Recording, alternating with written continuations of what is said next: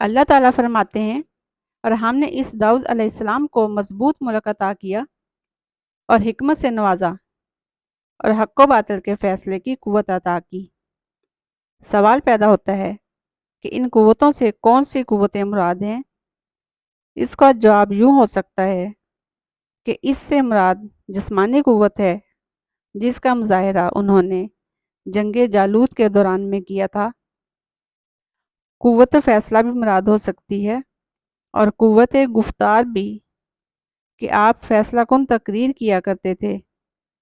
فوجی اور سیاسی قوت بھی ہو سکتی ہے، جس کی بنا پر آپ نے مشرکین پر فتح پائی اور عظیم الشان سلطنت کی بنیاد رکھی اور اپنے آبائی وطن فلسطین کو بھی آزاد کروایا۔ اخلاقی طاقت بھی اس میں شامل ہو سکتی ہے، جس کی بنا پر آپ نے عظیم الشان سلطنت ہوتے ہوئے بھی اپنے ہاتھ کی کمائی پر انحصار کیا۔ روحانی قوت بھی مراد ہو سکتی ہے کہ انسانوں کے علاوہ جن بھی آپ کے تابع تھے۔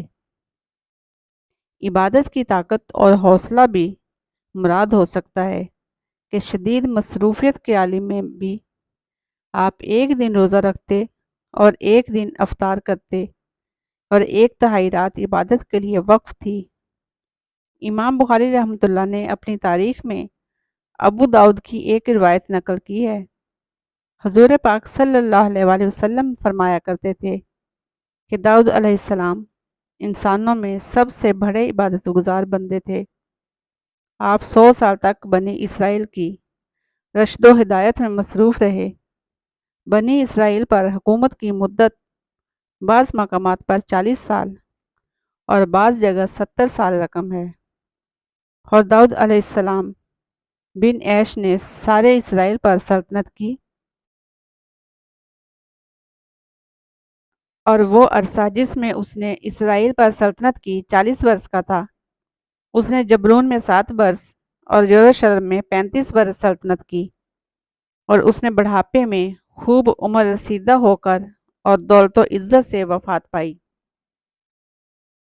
داؤد علیہ السلام کی اصل عمر 170 سال تھی۔ داؤد علیہ السلام جب گھر سے باہر جاتے تو دروازے بند کر جاتے اور کوئی بغیر اجازت گھر میں داخل نہ ہو سکتا تھا۔ ایک روز آپ رضی اللہ عنہ باہر تشریف لے گئے۔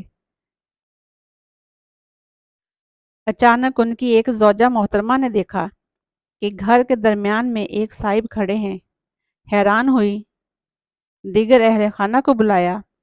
اتنے میں داؤد علیہ السلام باہر سے تشریف لائے۔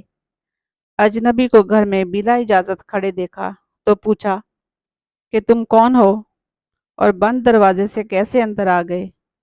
اس نے کہا، جب مجھے آنا ہوتا ہے تو کوئی دروازہ، کوئی رکاوٹ نہیں رہتی، اور نہ ہی کسی کا بلند رتبہ میرے پیش نظر ہوتا ہے۔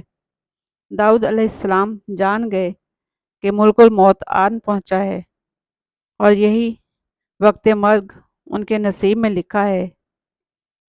یہ بہت مبارک ہفتے کا دن تھا۔ آپ نے جان آفرین کے سپرد کر دی۔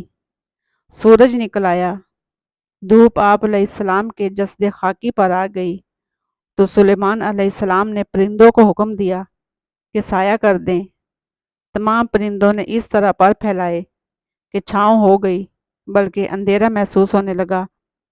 عام لوگوں کے علاوہ 40,000 راہب آپ کی نماز جنازہ میں شریک ہوئے۔ آپ علیہ السلام کا مدفن صہیون میں ہے، یہاں آپ کے آباء و اجداد بھی مدفون ہیں۔